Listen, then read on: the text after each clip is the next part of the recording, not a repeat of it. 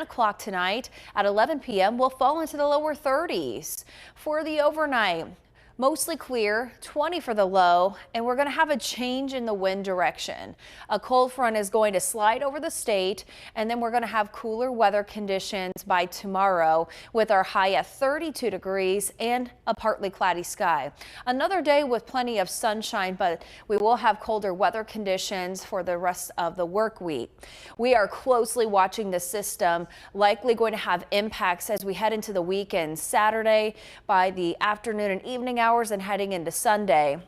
There are several winter storm watches in effect in several states, including most of Arkansas, most of Oklahoma, and a large portion of Texas. This is what's going to happen. And based on what we're seeing on some of the latest forecast models, according to Futurecast, we're now beginning to see a northerly shift in this storm system. That means there is the potential for ice across the mid-south, southern Kentucky into Tennessee, and we have a chance at accumulating snowfall by the time we get to Saturday night and heading into Sunday. Still too far out to determine totals, but certainly going to have impacts because we will have a snow chance and then very cold temperatures for the weekend, but we're still waiting to see exactly where this storm system is going to set up because any adjustment to the path will have an impact on those forecast totals. 18 for the high Friday, 12 on Saturday, 19 Sunday, chance for snow,